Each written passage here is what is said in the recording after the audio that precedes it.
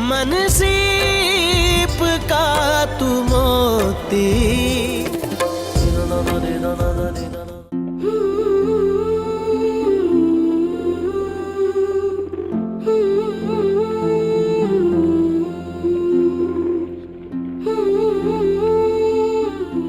दुर्योधन बीबी, दुर्योधन, ए बीबी कहाँ पे हो? उफ मेरे खुदाया, हाय, ए बीबी, कब से आवाजें दे रही हूँ, सांस फूली जा रही है। आप यहाँ बैठी क्या कर रही हैं? हम यहाँ दुर्योधन को दाना डाल रहे हैं।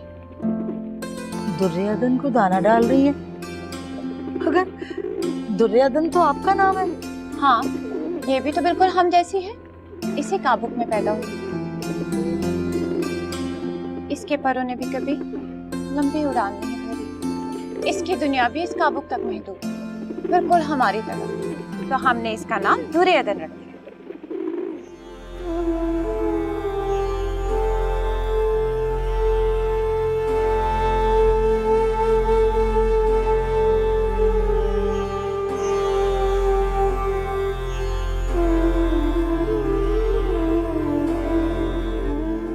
आपने नमाज पढ़ ली दुर्योधन? जी, पढ़ ली। इतनी जल्दी नमाज पढ़ ली? नमाज को संवार संवार कर पढ़ना चाहिए दुर्योधन। फूफो आप दुआ मांग रही थी ना?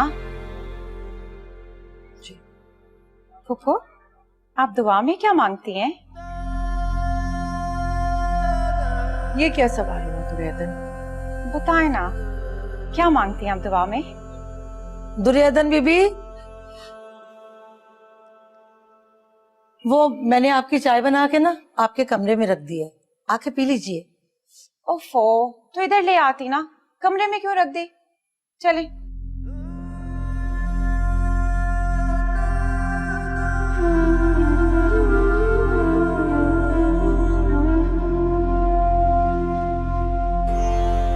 मैं क्या मांगती हूँ दुआ में? मैं अब भी उसका नाम लेती हूँ और उसे ही मांगती हूँ जो मेरे लिए नामहरम है, जो मेरा कभी नहीं हो सकता। मुझे माफ कर दे मेरे मालिक, मुझे माफ कर दे और मुझे माफ करते ही चले जाना। मैं नहीं जानती हूँ, जब भी हाथ उठाऊंगी, जब भी दुआ मांगूंगी, बेख्तियार उसे ही मांगूंगी। मुझे माफ कर दे मेरे मालिक, मैं क्या करूं? ये मेरे इख्तियार में ही नहीं है। वो चाय पियेंगी? क्या हुआ?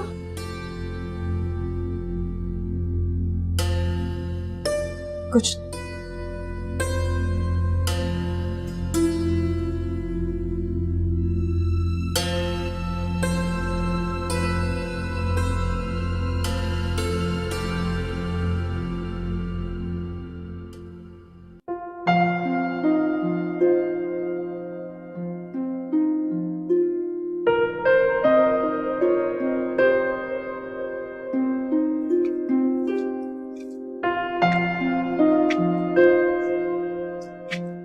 आज सितारों को घूरने का जुनून कहाँ से चढ़ गया?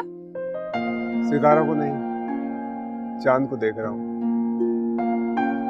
जो इतने सारे सितारों में भी अकेला है। क्या हुआ? उदास हो? नहीं, कभी कभी तो ऐसा लगता है कि जैसे जिंदगी मुकम्मल है, और कभी कभी अकेलेपन का एहसास होने लगता है। अरे तो हम सब है ना तुम्हारे साथ। हाँ, साथ तो है। बचपन में अम्मी को खो देने के बाद अब्बा ने कभी कोई कमी महसूस नहीं होने दी, हर तरह से ख्याल रखा है। लेकिन फिर भी कभी कभी बस यूं ही। और मैं, मेरा मतलब मैं भी तो हूं ना तुम्हारे साथ। बाकी घर वाले भी, तुम्हें पता है ना कि घर पे सब तुम्हें घर के फर्द के हैसियत से जानते हैं, सब इतना पूछते हैं तुम्हें। हाँ, ये तो है। अच्छा ये बताओ कि आंटी कैसी? अरे बड़ी मसरूफ है वो तो आजकल, नवाब साहब के घर से कपड़े आए हुए हैं ना सिलने के लिए। तुम्हारा नवाब साहब के घर आना जाना है? नहीं, मैं तो कभी नहीं गई उनके घर।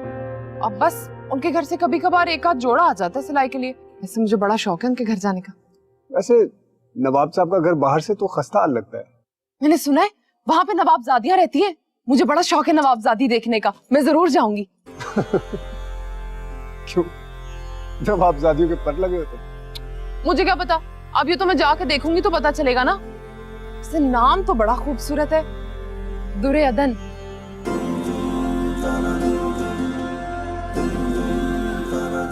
दुरे अदन।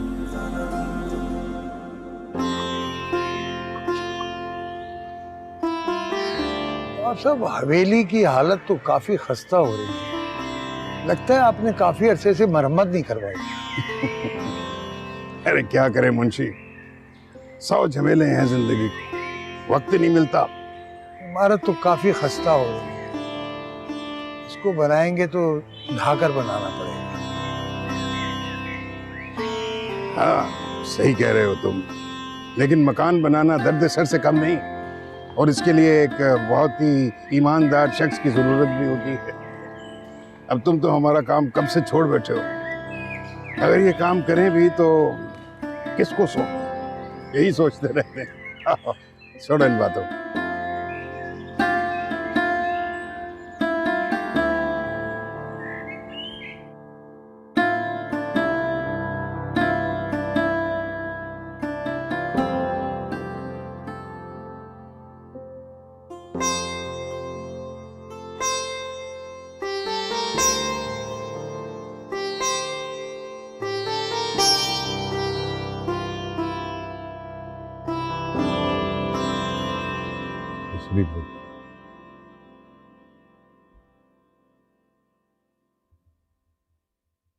जी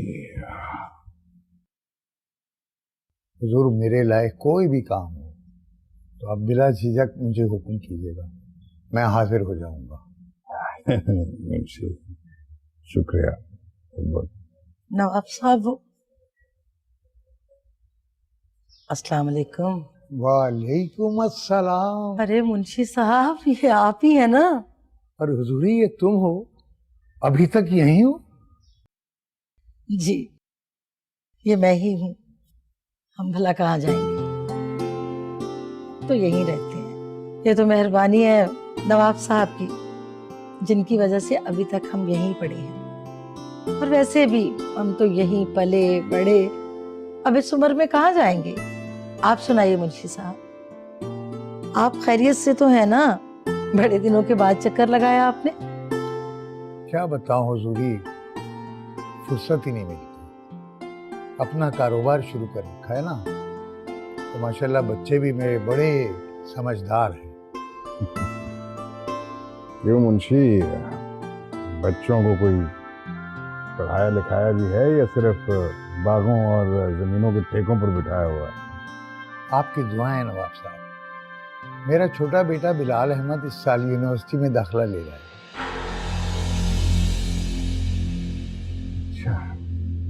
हाँ, ये तो अच्छी बात है। यहीं शहर की यूनिवर्सिटी में दाखिला हो रहा है। बहुत ही होनहार बच्चा है, उसे किसी दिन आपकी खिदमत में लेके आऊंगा। ठीक है। ये मौसमी तो इतनी मीठी है, हर फांक शहद में डूबी हो जैसे। अब्बा मियाँ बता रहे थे मुंशी अब्दुल करीम ने ये बागात ठेके पर ले रखे हैं। ये फल उसी बागात के ही हैं। हम भी बाग ठेके पे क्यों नहीं ले लेते? पगली, ये सब कुछ मुफ्त में थोड़ी ना आता है। फूफो, क्या वाकई हम भी कभी पैसे वाले थे?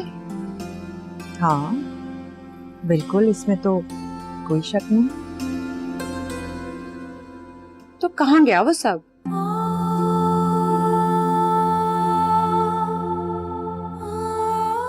वक्त की रफ्तार की नजर हो गया।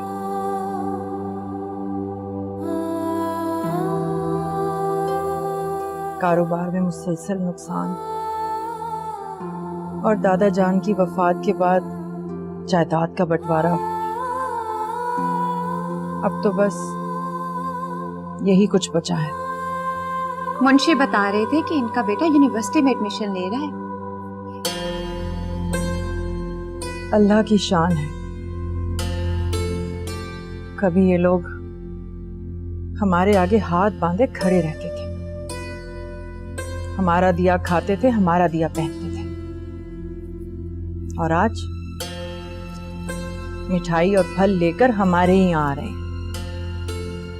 तो फुप्पो, अगर हम भी कॉलेज में एडमिशन ले ले और बहुत सारा पढ़ ले तो हमारे भी हालात बेहतर हो जाएंगे।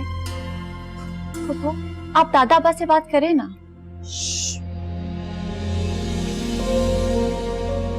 अब्बा मियाँ एक बार इनकार कर चुके हैं, अब उनका इनकार इकरार में नहीं बदल सकता, नामुमकिन। हमारी सब सहेलियां कॉलेज में एडमिशन ले रही होंगी और हम घर में कैद हैं। ना तो हमें हमारी किसी सहेली के यहाँ जाने की इजाजत है और ना फोन रखने की। ऐसा लगता है कि जैसे इस खानदान में पैदा होकर हमने कोई बहुत बड़ा जुर्म कर लिया है। दुर्योधन, ऐसी बातें ना किया करें। तो फिर आप बात करें ना दादा अब्बा से। कहा ना नहीं हो सकता। एक बार अब्बा मियाँ इनकार कर दें तो लाख कोशिश करने पर भी उनकी ना हाँ में नहीं बदल सकती।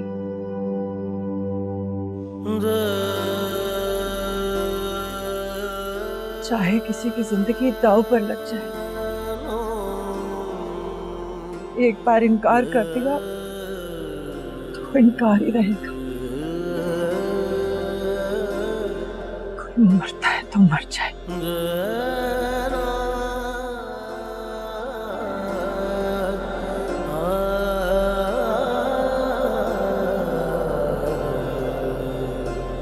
मनसीब का तू मोती। बड़ी नफासत है आपकी सिलाई में, आहिस्ता आहिस्ता बड़ी अच्छी सिलाई करने लगी हैं। ये मैंने नहीं की दीदी, मेरी बेटी सुमैया ने की है। उसको सिलाई के स्कूल में डलवा दिया है मैंने। इस साल इसको डिप्लोमा भी मिल जाएगा। बस अब मेरी कमजोर हड्डियों में बिल्कुल भी दम नहीं रहा। 18 साल इस कमजोर रजिया ने अपने बीमार शौहर और 2 बच्चियों का बोझ उठाया। अब हिम्मत जवाब दे गई। मैंने तो सुमैया को कहा है कि तुम अब ये घर संभाल लो। दुर्योधन, दुर्योधन। जी पप्पू। कहाँ थी आप? वो हम छत पर। आपको कितनी बार मना किया है कि छत पर मत जाया करें। क्या लेने जाती हैं आप छत पर? अरे बीबी, इस उम्र की बच्चियों को तो छत पे जाने का बहुत शौक होता है। सारी लड़कियां और हमारे खानदान की लड़कियों में फर्क है। बात को गलत रंग मत दीजिए। आप तो खफा हो गई बीबी। भला मैं नहीं जानती इस घर आने को शराफत कूट कूट कर भरी हुई। मेरा ख्याल है कि अदन बीबी ने जब से स्कूल छोड़ा है तो घर से बाहर झांका तक नहीं है।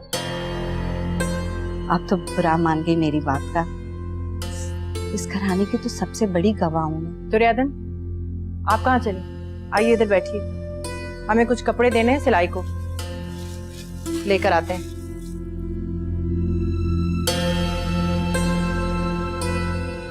अदन बीबी जी। आप नहीं कपड़े सिलवाती? पता नहीं, फुप्पो को पता होगा। आपकी उम्र की लड़कियां तो कपड़े सिलवाते नहीं थकती। वो वकील साहब की बेटी है ना? कौन वकील साहब? छोड़े कि और क्या के चक्कर में ना पड़े आप। वैसे भी भला आप कहाँ जानती होंगी। मैं तो ये बता रही थी कि उसकी बेटी आपकी उम्र की है, उसे नए नए कपड़े सिलवाने का जुनून है। देखने में कैसी है वो? रजिया, ये कुछ कपड़ा है, नाप तो है ना आपके पास हमारा? बीबी ये कपड़ा है, इसका सूट सिलवाएंगी आप? अरे इसका तो अभी कोई लिहाफ भी नहीं सिलवाता, कहाँ से निकाल लाई हैं आप? इस बात से मतलब बस सी दीजिए। वो मैं कह रही थी कि कल मुझे लेसेस लेने बाजार जाना है, आप मुझे पैसे दे दें तो मैं नए फैशन का कपड़ा ले आऊंगी। फुप्पो दे देना पैसे, हमारे लिए भी एक सूट मंगवा दे। बस रहने दीजिए, हम खुद मंगवा लेंगे। आप फिलहाल ये कपड़ा ले जाइए और इन्हें सी दीजिए। जी ठीक है, अल्लाह हाफिज।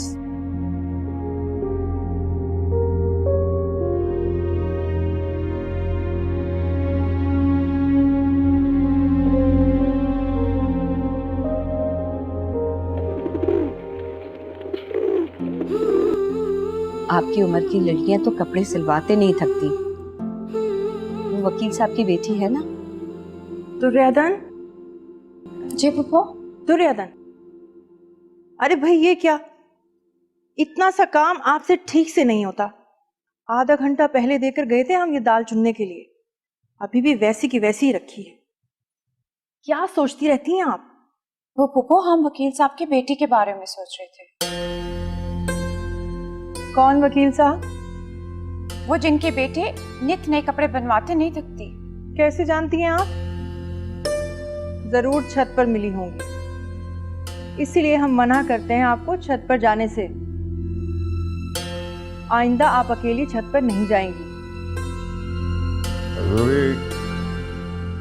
अब्बा मियाँ आ गए, बैठी क्या हैं? सर पे दुपट्टा लें। अस्सलाम वालेकुम अब्बा मियाँ। वालेकुम अस्सलाम। अस्सलाम वालेकुम। वालेकुम अस्सलाम। ये क्या हो रहा है? खाना पकाने की तैयारी हो रही है क्या? वो तो बस ऐसे ही। हजूरी, हजूरी, जी सरकार। आप क्या कर रही हैं? घर की बच्चियां जो हैं ये आम मामूली काम क्यों कर रही हैं? वो सरकार, हम बर्तन धो रहे थे। लाइए बीबी, हमें दीजिए।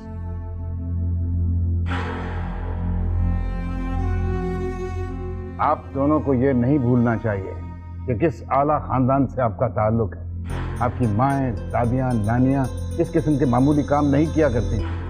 ये काम नौकरों के करने के हैं, उन्हीं को करने दिया कीजिए। ये हुजूरी किस लिए है? जी अब्बा मियाँ, वो हजूरी अब बूढ़ी हो रही हैं। हम चाह रहे थे कि दुर्योधन एक आम लड़की पढ़ाई ना करें, टीवी ना देखें, रिसाले ना पढ़े तो हम क्या करें? चुप कर जाओ। अब्बा मियाँ ने सुन लिया तो खफा हो जाएंगे।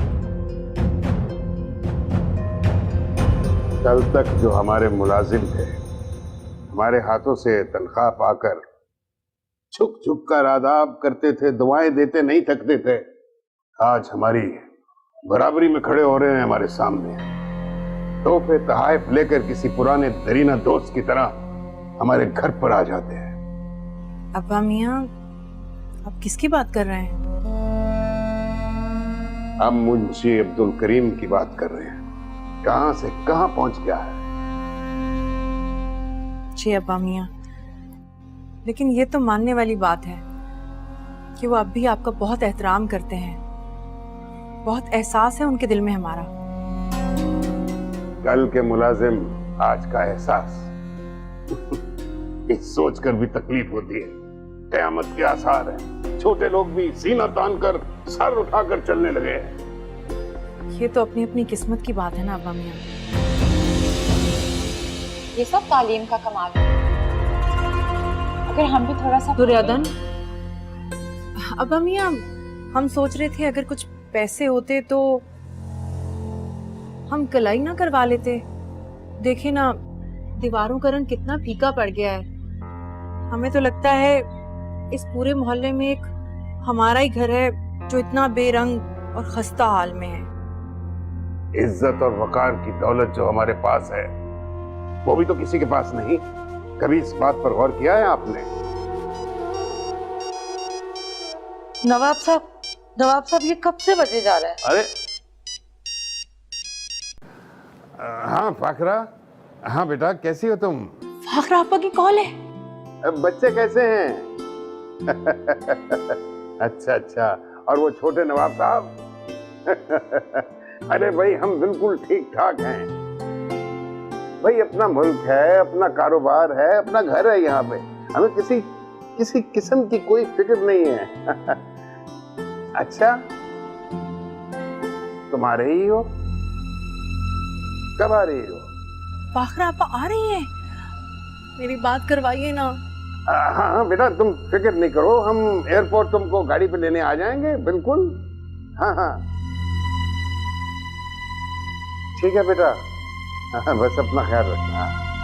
अब मम्मी आपा आ रही हैं? हाँ, कब आ रही हैं? कह तो रही थी कि अगले हफ्ते आएगी। 1 हफ्ता? यानी कुछ ही दिनों में? इतने सालों के बाद यहाँ आ रही हैं? अच्छा ये बताइए, अकेली आ रही हैं या बच्चों के साथ आ रही हैं? नहीं, अकेली आ रही हैं। अब उसके बेवकूफ मियाँ और उसके बेटे को देखो, अकेली लड़की को सफर पे, इतने लंबे सफर पे भेज दिया है। हमारे खानदानों में तो ऐसी कभी बात नहीं होती थी। ये रवायात अपनी भूल रहे हैं। छोड़े ना आपा मियाँ, ये उनका अपना मामला है। फाखरा आपा आएंगी तो अखराजात भी तो बढ़ जाएंगे। हाँ बेटा, यही तो हम भी सोच रहे हैं। अब भला हमें गाड़ी की भी जरूरत होगी। हमारी गाड़ी तो उस काबिल नहीं कि वो गाड़ी भी कुछ दिनों के लिए मुंशी से उधार लेनी पड़ेगी। हाँ तो ठीक है ना, अब इसमें हर्जी क्या है? वो मना थोड़ी करेंगे। जाहिर है, बिल्कुल मना नहीं करेंगे वो। हाँ दादा जान, हम भी जाएंगे ना पुप्पो को एयरपोर्ट से लेने? नहीं,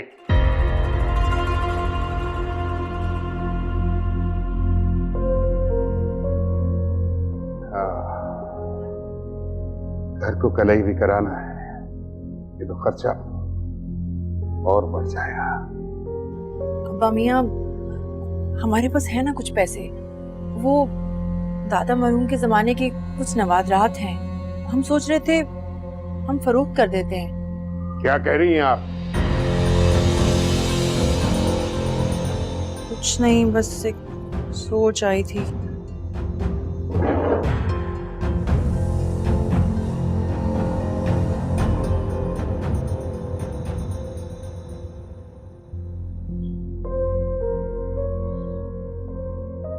पर हमने कभी एयरपोर्ट देखा ही नहीं। चुप कर जाओ।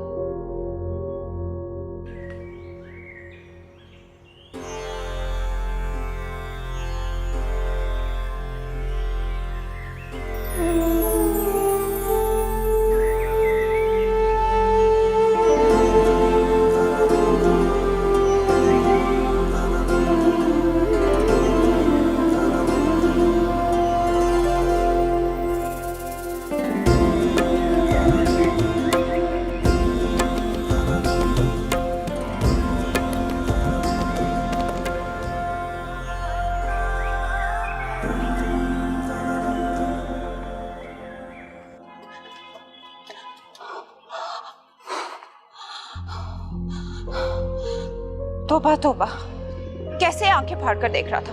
ये लड़के भी कितने बेशर्म होते हैं। फूफो ठीक ही कहते हैं, लड़कियों को छत पर ही नहीं जाना चाहिए। हाय अल्लाह, फूफो को पता चल गया तो अल्लाह ना करे। मनसीब का तू मोती।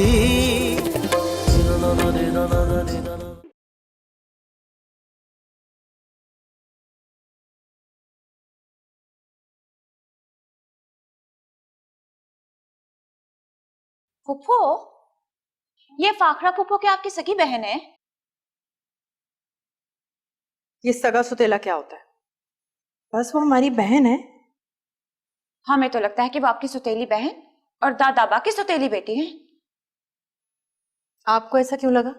अगर वो आपकी सगी बहन होती तो इतने अरसों बाद ना याद करती, हर महीने आपको फोन किया करती। हाँ ये तो है, शायद।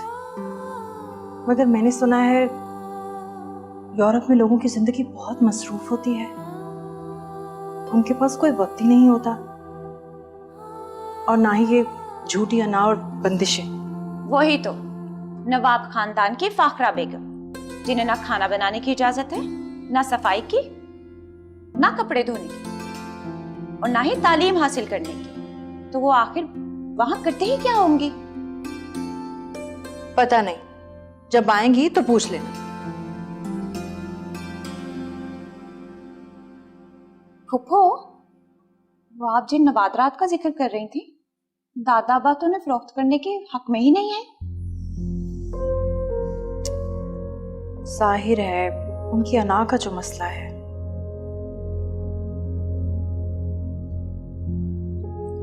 यूं तो वो पड़े पड़े जाया हो जाएंगे, किसी के भी काम नहीं आएंगे, गुण लग जाएगी उन्हें। अगर उनमें से कुछ ही बिक जाए तो हमारे कितने काम निकल सकते हैं ना फूफू। दुर्रे अदन, हमारे कौन से काम रुक गए हैं? और ये आप क्या सोचती रहती हैं? जब अब्बा मियाँ उन्हें फरोख्त करने के हक में नहीं है तो हम ये सोच भी कैसे सकते हैं? आपने कभी इस मोहल्ले में रहने वाले वकील साहब का घर देखा है? और वो कोने वाला घर, आप देखें उसकी शान। वक्त के साथ साथ लोग तरक्की कर रहे हैं और हम हैं कि माजी की तरफ लौट रहे हैं। हमें तो ये सोचकर भी खौफ आता है कि आज से 3-4 साल के बाद क्या हालत होगी इस घर की। ये वकील साहब का घर और वो कोने वाला घर कहां से देख लिया आपने? हमने तो आपको गली में झांकने की इजाजत नहीं दी। अब समझे, ये सब आपके छत पर जाने के करिश्मे हैं, इसीलिए हम मना करते हैं कि छत पर मत जाए। आइंदे अगर छत पर गई ना तो अब्बा मियाँ से शिकायत लगा देंगे, समझी ना? बहुत रात हो गई है, सोने की तैयारी कीजिए। नहीं फूफू, हमें नींद नहीं आ रही, कोई और बात करे ना। हमें और कोई बात नहीं करनी, हमें नींद आ रही है। चलिए।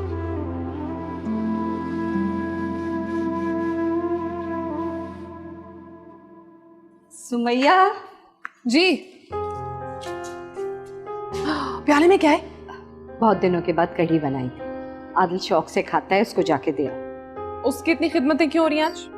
क्यों ना करूं, बिन माँ का बच्चा है और बहुत सीधा साधा सुलझावा लड़का है। आजकल के जमाने में इतने शरीफ लड़के कहाँ मिलते हैं बेटा। अच्छा बस बस अम्मा, उसकी इतनी तारीफें ना करो मेरे सामने, मुझसे हजम नहीं होती। अच्छा मेरी बात गौर से सुनो, बातों में मत लग जाना, फौरन वापस आना। नवाब साहब के घर से जो मैं कपड़े लाई हूँ वो मैंने सी दिए, वो भी तुमने देने जाके। नवाब साहब के घर जाना है? हाँ? पहली बार मैं देखूंगी कि नवाबों के घर होते कैसे हैं। क्या मतलब? घर तो घर होते हैं, ईंट और पत्थर से बने हुए। नवाबजादी से भी मिलूंगी, ये भी तो देखूं नवाबजादियां कैसी होती हैं। क्या मुंह ही मुंह में बड़बड़ा रही हो? कोई उल्टी सीधी हरकत नहीं करना, जो काम दिया है वो करके लौट आना। अच्छा अच्छा जाओ, पहले ये आदिल को देकर आ जाओ। कुछ गड़बड़ ना करते ये लड़की भी मुझे।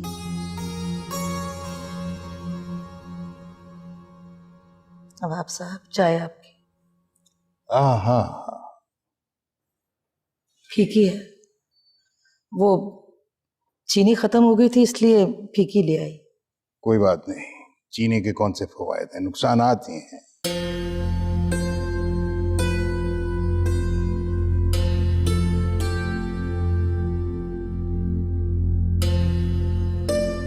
अब्बा मियाँ, आपने बुलाया मुझे? हाँ बेटा, आज का दिन तो बस बहुत मसरूफ गुजरा और परेशानी में ही गुजरा। खैरियत तो है ना? बैठो। हाँ, बज़ाहिर तो सब ठीक है, खैरियत है, लेकिन वाखरा के आने की खबर ने बेचैन सा कर दिया है मुझे। वो क्यों? अरे भाई, बहुत कुछ बदलना होगा, एहतमाम करना होगा उसकी आमद पर। ये तो है। और इस सब के लिए पैसे चाहिए, अच्छे खासे पैसे। आप परेशान ना हो अब्बा मियाँ, आखिर फाखरा आपा हमारी बहन है, कोई गैर थोड़ी है।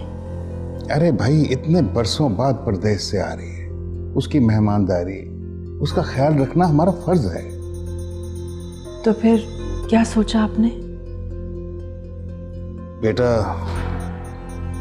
सारा दिन इसी सोच की नजर तो किया है।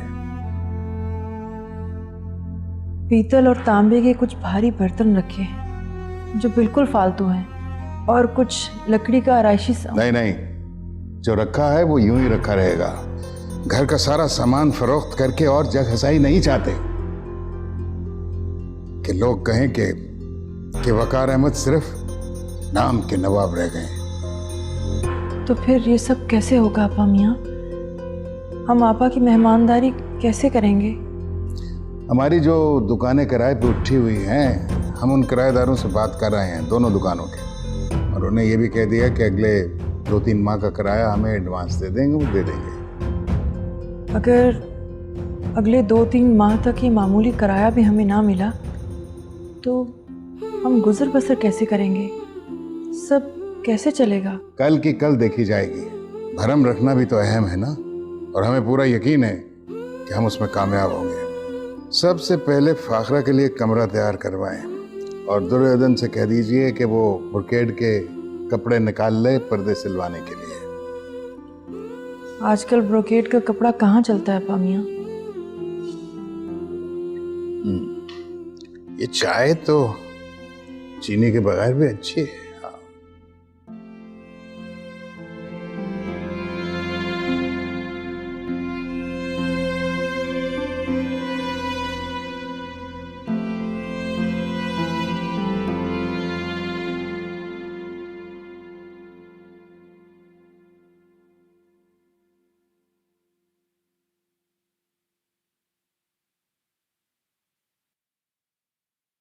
ये तुम किससे बातें कर रही हो?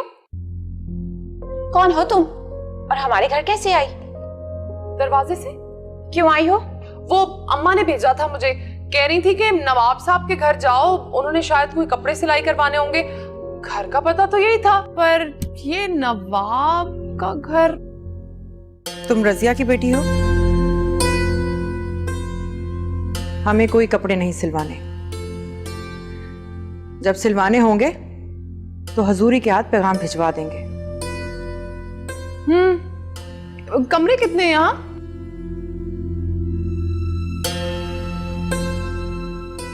क्यों, खरीदने हैं तुम्हें? भला मैं क्यों खरीदने लगी? मैं तो ऐसे ही पूछ रही थी। तुम्हारा नाम क्या है? अदन। दूरे अदन। ओह, तो तुम हो दुरे अदन। वाह, नाम भी बड़े नवाबी हैं आप लोगों की तरह। अभी तक यहीं खड़ी हो? जाओ। वो आप लोगों ने बाहर सब्जियां लगा रखी है ना, पालक भी है। आप लोग जानते हैं आजकल पालक का भाव कितना ज्यादा है। हम तो खाने को ही तरस गए हैं। मैं थोड़ी सी ले जाऊं? हाँ हाँ ले जाओ, जितनी चाहे ले जाओ। हाँ, और थोड़ी सी हरी मिर्च भी। हाँ हाँ वो भी ले जाओ। हाय, कितनी अच्छी हो तुम।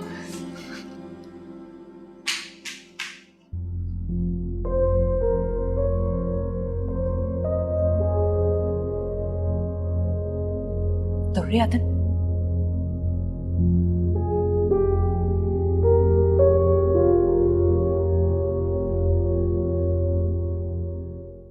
ज़ेब बीबी, आपने मुझे बुला? इन्हें पहचानती हैं? जी बीबी, ये झुमकियां मैं कैसे भूल सकती हूँ। जिस रोज ये झुमकियां वकास अहमद ने आपके लिए भेजी थी, आप बहुत खुश थी।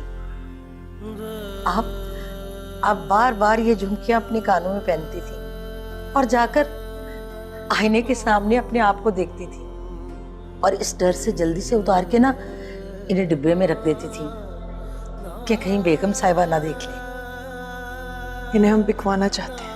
अरे बीबी, ये क्या गजब कर रही हैं आप? वकास साहब की इतनी मोहब्बत से भेजी हुई झुमकियां आप भेज देंगी? अब जब वही अपने नहीं रहे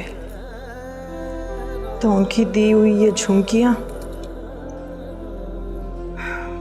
खैर ये भी पुरानी यादों के साथ मिलकर मुझे मुंह चिढ़ाने लगी हैं।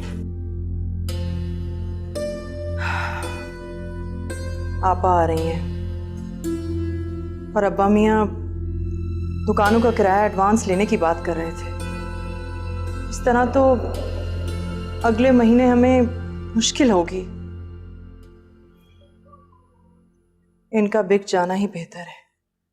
अगर बीबी, नवाब साहब कभी भी नहीं ये बात मानेंगे। उन्हें बताएगा कौन? लेकिन ये काम करेगा कौन? टेलीफोन की डायरी में मुंशी अब्दुल करीम का नंबर लिखा है। हमने सोचा है कि हम उन्हें कॉल करें और उन्हें एतमाद में लेकर ये काम उन्हें करने को कहें। ठीक है बीबी, जब आपने इन्हें बिकवाने का सोच ही लिया है तो मुंशी साहब से बेहतर कोई आदमी नहीं होगा। ठीक है, तो हम आज ही उन्हें फोन करते हैं। ये दुर्योधन कहाँ है? उन्हें इस बात की बिल्कुल खबर नहीं होनी चाहिए। आप फिक्र नहीं करें, हम देखते हैं दुर्योधन को।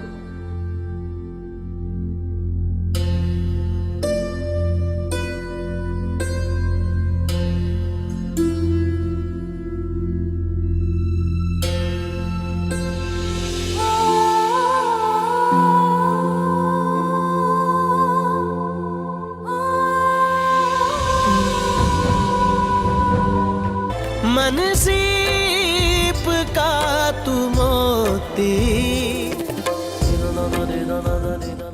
सूजी का हलवा हमारे लिए? हाँ, वो आपा की फरमाइश पे ना अम्मा ने बनाया था, मैं चुपके से थोड़ा सा निकाल के ले आई तुम्हारे लिए। अच्छा एक काम करते हैं, छत पे चल के दोनों मिलकर खाते हैं। छत पर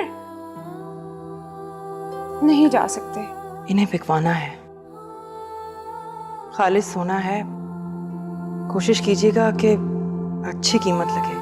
ये क्या कह रही हैं आप? इन्हें बिकवा दें?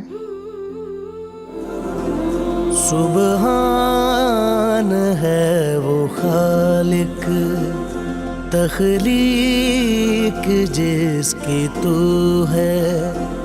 सुबहान है वो खालिक तख्लीक जिसकी तू है। कहते हैं हुस्न उसको, तारीफ जिसकी तू है। मन सीप का तू मोती। रिश्ता